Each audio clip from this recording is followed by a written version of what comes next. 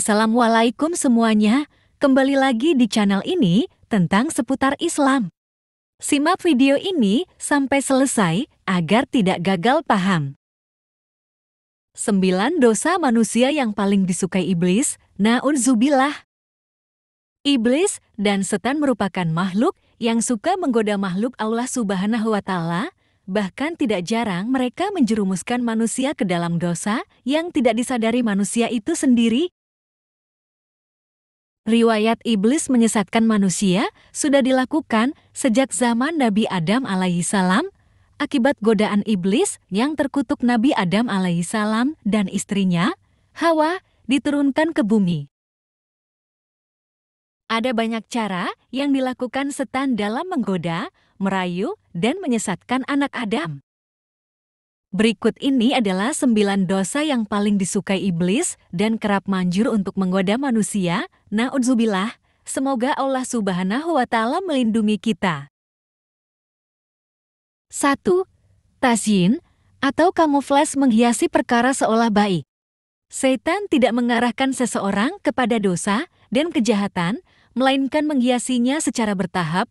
Misalnya, ketika seseorang mendengar azan pada malam musim dingin dan berkata kepadanya, tetap santai di tempat tidur. Kamu lelah dan letih. 2. Talbis atau menipu.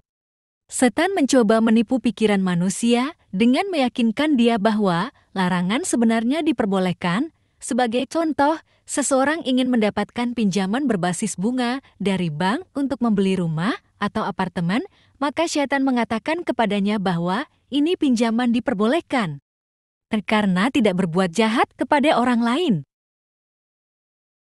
3. Taswif. Setan turut berupaya menghasut orang lain agar menunda untuk bertobat.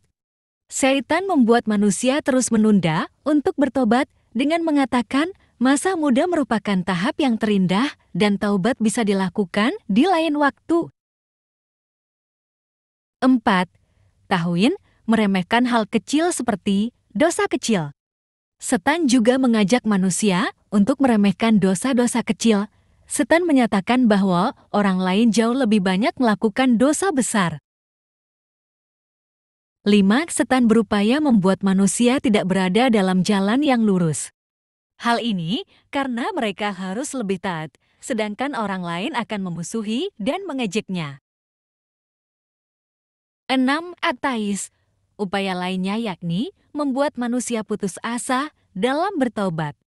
Dia menyatakan bahwa dosa yang dimiliki seorang hamba besar, sehingga sulit untuk diampuni. 7. Setan turut dapat hadir pada manusia yang dalam keadaan marah. Dia datang melawan pikiran orang yang waras. 8. Dia menjadikan manusia tinggi angan-angan, mendorong manusia takut akan kemiskinan, kemudian dia menghasut manusia untuk dapat kaya dengan jalan yang haram. 9. Setan juga membuat indah keburukan manusia dan tidak toleran terhadap yang lain. Dia terus membuat orang lebih fanatik dan memotivasi manusia agar merendahkan orang lain. Cara selamatkan diri, ajaran Imam Al-Ghazali. Maka menurut Imam Al-Ghazali, untuk menjaga dan menyelamatkan diri dari langkah tipu daya setan, orang mukmin harus menutup semua jalan masuk atau aksesnya sehingga setan tak dapat mendekat dan menguasai kita. Imam Ghazali juga menjelaskan, tak mungkin seseorang bisa menutup akses itu bila tidak mengetahui jalan masuk atau pintu-pintunya. Ini berarti, tugas pertama yang harus dilakukan adalah mengenali pintu-pintunya, lalu menutupnya rapat-rapat, sehingga musuh tidak bisa mendekat karena kehilangan akses. Di antara pintu-pintu yang harus dikenali itu, menurut Imam Ghazali adalah pintu amarah dan syahwat, pintu dengki dan iri hati, pintu makan minum secara berlebihan, pintu cinta dunia, pintu tergesa-gesa, dan pintu buruk sangka kepada sesama umat Islam. Dalam pendapat lain, Imam Ghazali juga menggambarkan syaitan seperti anjing kelaparan yang selalu mendekat. Kalau hati kita kotor, dalam arti banyak santapan setan di dalamnya, maka ia akan terus menyerang. Ia tidak akan lari hanya dengan gertakan atau dengan membaca ta'awuz atau haukalah. Tapi, kalau hati kita bersih, maka dengan hanya menyebut asma Allah, ia sudah lari terbirit-birit. Jadi, tipu daya setan sesungguhnya tidak berpengaruh bagi orang takwa yang jiwa dan hatinya bersih. Firman Allah, sesungguhnya syaitan itu tidak ada kekuatannya atas orang-orang yang beriman dan bertawakal kepada Tuhannya. Quran Surat An-Nahl 99. Maka dari uraian di atas sebagai peringatan dan pedoman agar umat Islam tidak mudah mengikuti dan bagaimana cara menjaga dan membentengi diri dari langkah-langkah syaitan.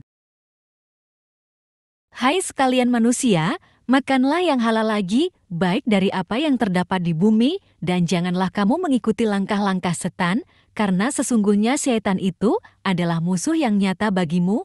Quran Surat Al-Baqarah 168. Itulah 9 dosa yang disukai iblis dan cara menyelamatkannya dari Imam Al-Ghazali, walau alam bisyawab.